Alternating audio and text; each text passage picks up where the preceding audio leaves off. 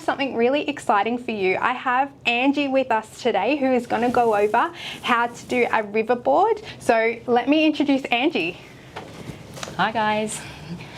So as you can see here, this is our riverboard that we would be working on in the workshop. It basically consists of 2 pieces of camphor laurel timber, and we have a backing board and side strips. This is held together by Resi Clear, and this is a stage that we actually teach you in the workshop itself. So what I'm going to show you is we're going to clean this board up, give it a quick wipe over because it has been sitting here for a bit, and I do want to make sure that the layer of resin that I pour into it is going to adhere in here. And then we'll start mixing some resin and pour our first layer in the board and go through that with you. Okay, what I've got here is a little scourer cloth and some isopropyl. I just want to slightly scuff up my surface to remove any contaminants that are in this channel here, as my resin has been sitting here for some time now. So I'm just going to wipe over it. And in fact, I'm probably going to spend more time wiping it through with the isopropyl and the cloth to make sure it's absolutely clean before we start mixing our first batch of resin. And I just want to make sure I've removed all the dust so none of that comes back in to our river pour today. And it's as simple as that. So now I'm going to mix up some Resi Clear, because that's the resin that we'll be using today. The reason we use that is we'll be pouring that at 2 levels today, and the Resi Clear enables us to pour it at a depth of about 1.5 centimetres. So we're able to, with the height of this board, do a layer first, which can be our metallic and our artistic layer, and then we can top it up with a tinted translucent layer that gives us depth to our job and enables us to see all the metallic work that we've done in our first layer. Okay guys, we're ready to pour our Resi Clear. I'm just going to pop my gloves on, and we're using our ratio cups today. Now I know how much I'm going to be pouring because I've calculated the cubic centimetre area for my channel here. So when I do that, I then divide my area by 2 because I'll be doing 2 layers today. So I'm actually aiming to pour just under our number 4 here, and I'm going to be starting with our part A. So we'll pour that one straight in. I'm just pouring from the side of the container. Okay. And now we can pour in our hardener.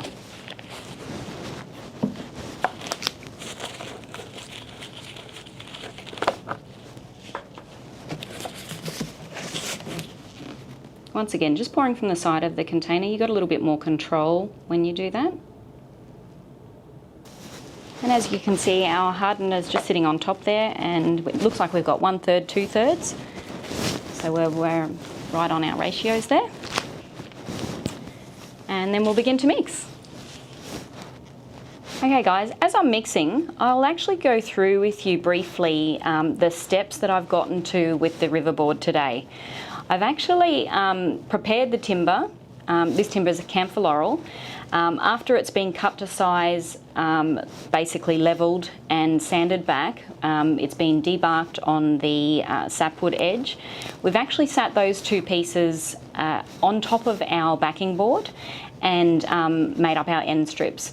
There is actually nothing holding this board together aside from our Resi Clear. So we actually use it like a glue, and what that does is it enables us to form a watertight channel here, so if we are pouring our resin into it, we know that it's not going to leak. It's a very simple method, and it is something that we actually go over with you in the riverboard workshop. So it's a method that's also scalable, which is why we teach at this size, but it's if you wanted to create a larger piece, if you want to create a coffee table or like a dining table, you're able to use the same methods and increase the size of your project. Now, after I'm completely mixed today, I will be dividing this batch of resin up, and I'm actually going to be putting in quite a few different colours of our Resi mica powders. So I'm really looking forward to showing you some combinations there and how we can create some patterns and some designs in our first layer of resin. Now I'm not far off finishing mixing here, but I do want to ensure that I am mixing around the sides of my container and around the base of the container. So that way we've mixed every portion of our resin in with our hardener. I'm just going to move my container around a little bit to ensure I do get a thorough mix. I've also got quite a few bubbles in my mixture, which I don't have any problems with at all. I know that the Resi Clear has really good bubble release. So if I do have some bubbles in my mixture, I know if I'm pouring it out at the correct depth and in the correct time frame, then I know that the bubbles will release really well with this mixture. So usually we would recommend mixing sort of between the 3 and the 5 minute mark. It does depend on batch size, but what's more important is we do really need to make sure that we are thoroughly mixing in and getting the sides and the base scraped down. So sometimes it might take you a tiny bit longer. Sometimes if you're pretty efficient at mixing, it can take you a little bit less. But just ensuring that we are checking, and usually I like to get it at eye height, and just make sure I don't have any strands showing up or it looks like any unmixed portions. And once I'm happy with that, that's when I'm ready to divide up. So I can't see any of those strands at the moment. So I think we're at the stage where we can actually divide up and start getting arty and put some colours into our mixture. Okay. All right, guys, I'm about to divide up this batch of resin, but I did just quickly want to say too, we do have to be mindful of the pot life on the Resi Clear. Usually I say it can be between sort of 20 and 40 minutes, but it does depend on your ambient temperature, and we usually recommend working at around 23 degrees. But I know my resin's not getting warm at the moment, so we can go through and pour those out. Now, the number of colours that you want to put in your board does come down to personal taste. I like to have a few different combinations, so I'm going to divide into 4 today. And there's no right or wrong whether you have more of one colour or another. Once again, it just comes down to personal taste. Okay. Now that I've divided up, I'm going to mix up 3 mica powder colours and 1 translucent. So I'll quickly grab some translucent dye and pop that in my first one. I'm actually going to be using a turquoise colour, and I'll pop in about 4 or 5 drops. That was 7, but that's okay. And I'll give that one a mix up. Now at the moment I'm going to be looking at this colour through a deeper quantity. So when we pour out our resin, I will be pouring out in a layer that's about 1.5 centimetres deep. So I do need to think about the fact that it looks quite dark now, but when I'm thinning it out, it will actually be a lot paler. So I think I'm going to add in a couple of more drops of my translucent dye, because I do like this colour, but I want to achieve this colour in a thinner layer. So I'll add a couple more back in. Okay, I'm very happy with that colour now, so I'll leave that one sit there for a little bit while I actually pop some of the mica powders in. So I'm going to start with our magic blue, and I'm just using the paddle pop stick to scoop some of the powder into, I'll put in my middle cup today.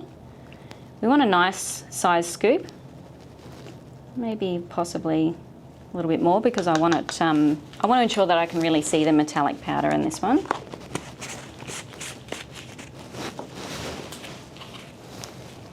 Now I just want to break up those chunks a little bit so they don't get trapped under the surface too much in a bubble, and I'll mix that through.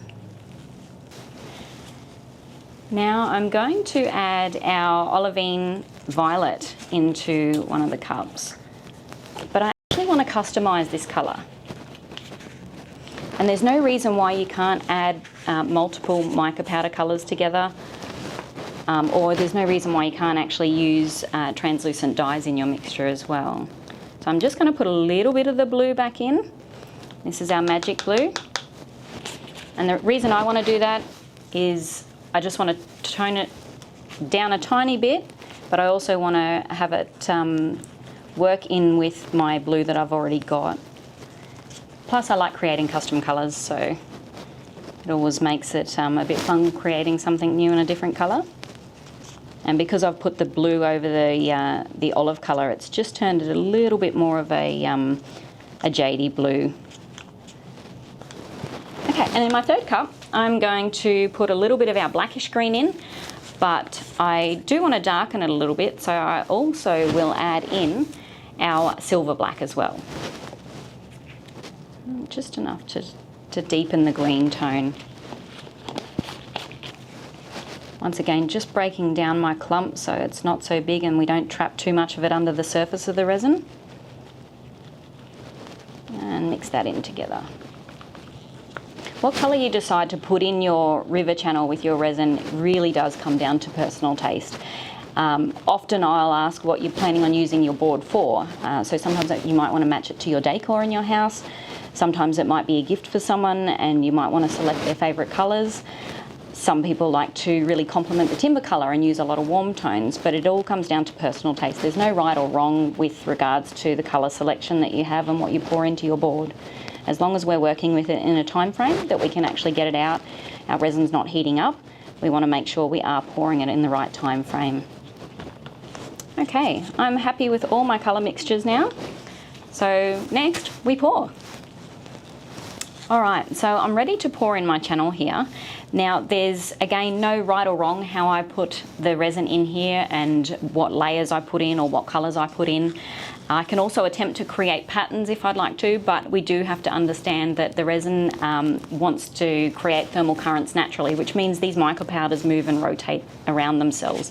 So as much as I want to try and create a pattern now, it's actually probably going to change in about half an hour's time and ever so slightly move on from that as well.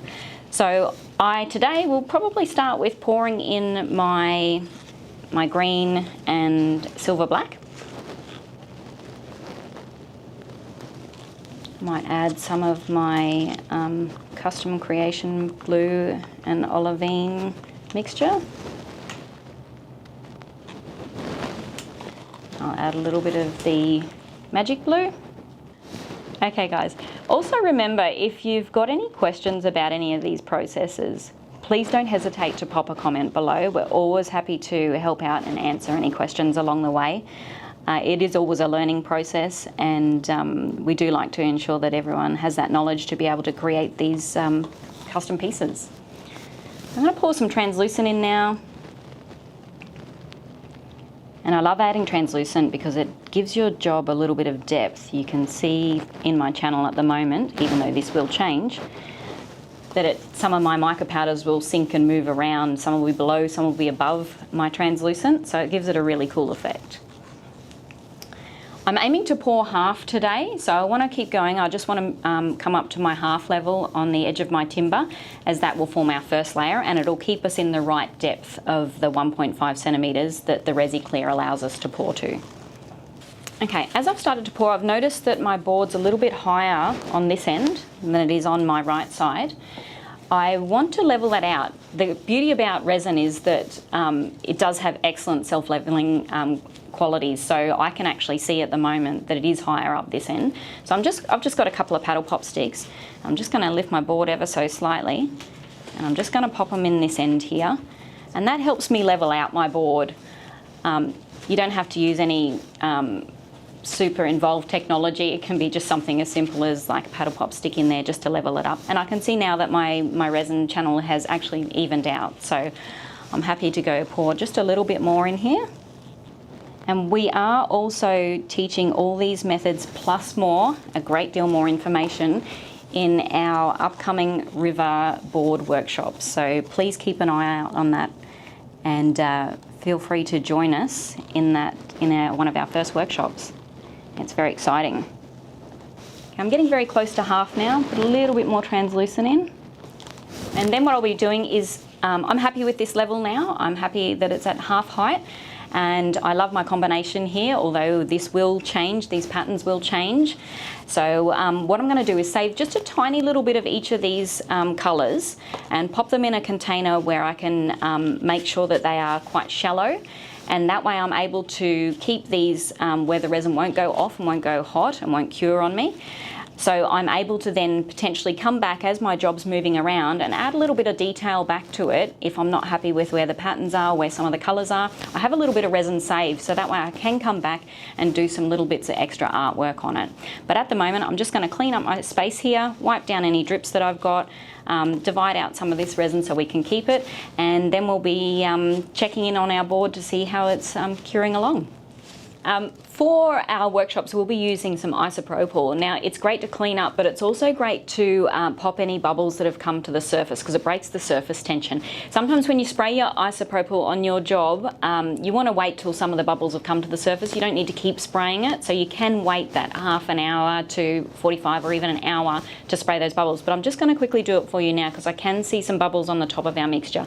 Sometimes it also accelerates the mica powder and metallic powders and makes it move around a little bit. So we'll have a watch of this.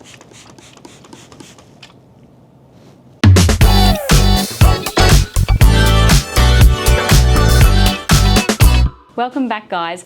I've had our riverboard here for just a little over an hour now while we're letting our resin thicken up. So at this point, I want to check what its thickness is. So I'm just going to dip a skewer through the center and lift it up, and we're just at about that 10 centimetre mark, just over where it starts to break off. That's how thick we want our resin if we want to do any art in it.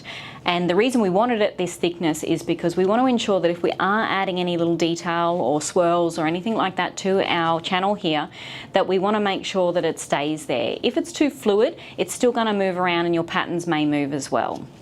So we're at a good point now that we can move around. I want to show you guys what you can do. You can be as aggressive as you want. You can use a stirrer, paddle pop stick, skewer, whatever you feel like using. But today I'm going to show you how we do it with our stirrer.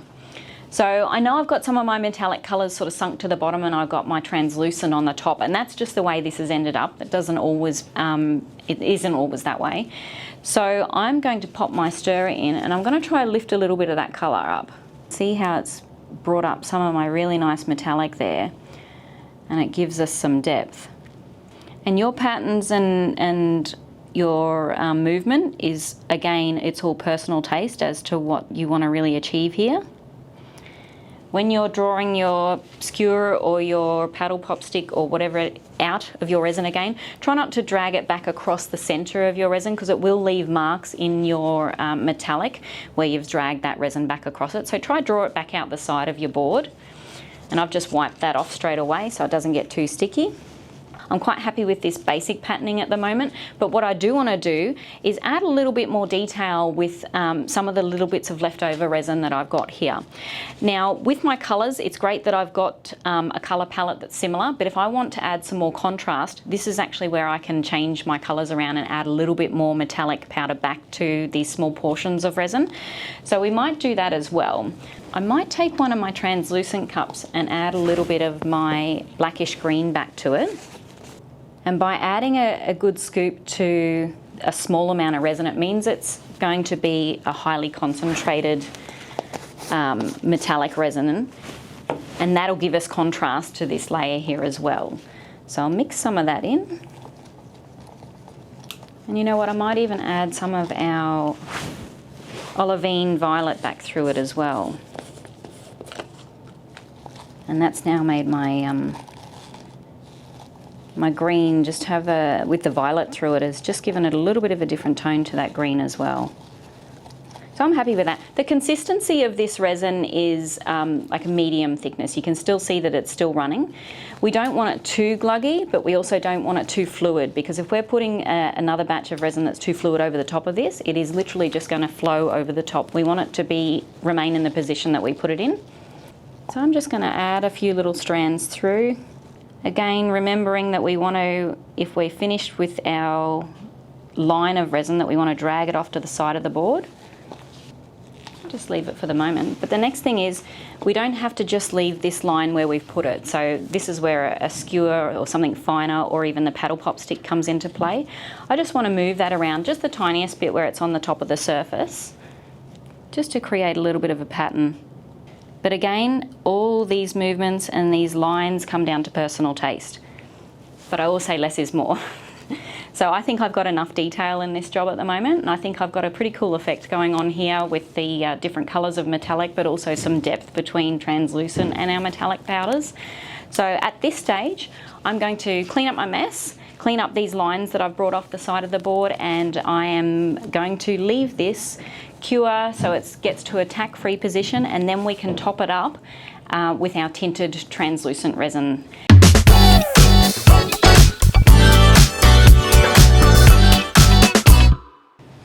Okay guys, we're back after I've let our first layer sit for about 3 hours, and I've mixed up the same batch of resin that I mixed up this morning. I don't need to go through that with you again though, because we've already done that. But what I'm going to do now to fill our top layer is to divide this into two. I'm going to put two different colours in my top layer, and they are just going to be tinted. So I'll just pour them out now. And that way I'll be able to tint each cup a slightly different colour. And the reason I'm doing that is for my personal taste. There's no right or wrong again in this section, but you would still see all your metallic patterns and the design that we've done. So I'll just top this one up a little bit more, and then we'll add our tints in. Okay, so I'm going to pour a few drops of turquoise. That was about 4 drops there. And some blue into my second cup. At this stage, you don't want to make your tint too dark. You ultimately want to highlight your layer underneath. If you go too dark, it does run the risk of your metallic layers going a little bit darker as well. So we'll just mix in these 4 drops in each and just see what their colour looks like. But ultimately I do like my bottom layer at the moment and its colour tones. So I just want to enhance some of the blue that I've got through there and some of the turquoise. Mixing our turquoise in, making sure we're scraping around the sides of your cup again, because that dye does want to stick to the sides. So I might put a tiny bit more in each. Maybe more in my turquoise. Keep my pale blue quite pale. So that's another 2 drops in there of the turquoise. And it's just deepened it enough. Okay.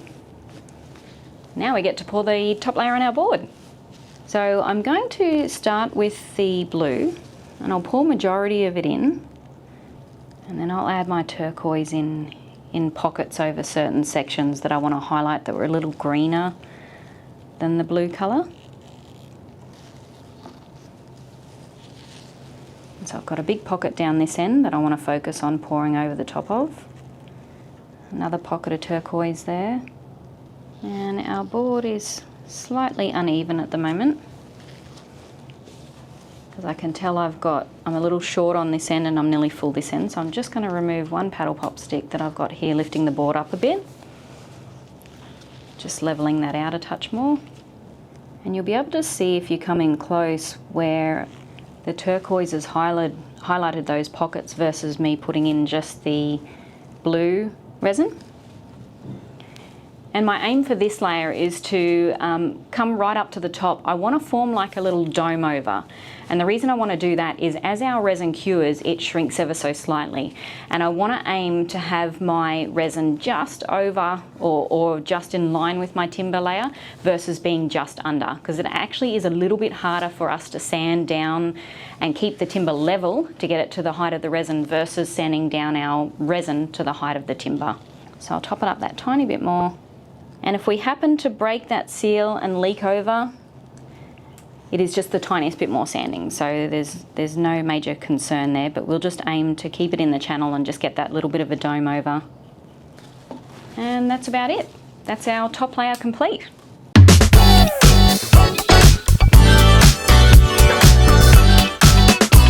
Okay, so we've sanded our board. I've applied 2 sealer coats and then we've done our flood coat, and we're at this point now. So I did wait 3 days after our flood coat because I was turning it over and sanding off the drips that were on the back side.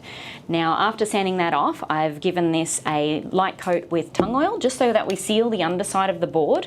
It's important that when we're sealing the top side, we seal the underside as well to ensure that we get no moisture coming through from one side and stopping it from coming out the other side, because sometimes that can cause warping with your timbers. So this is our finished product. We've got our nice gloss flood coat on top. Looks great, doesn't it? Okay, so on that note, guys, with our finished board, don't forget to like and subscribe, and keep an eye out for our riverboard workshops. This looks insane, Angie, and I'm sure everyone's very excited for the workshop, so make sure you get in quick, because I'm sure these are going to sell out quickly. Now, I just want to put in a note that I will be taking a step back in ResiArt, and Angie will be the face you'll be seeing from now on. So I hope you really enjoy Angie. She's got so much knowledge to share. Make sure you like and subscribe, and stick around, because she's got a lot of tricks up her sleeve. Looking forward to it, guys. Thanks, Thank guys. you.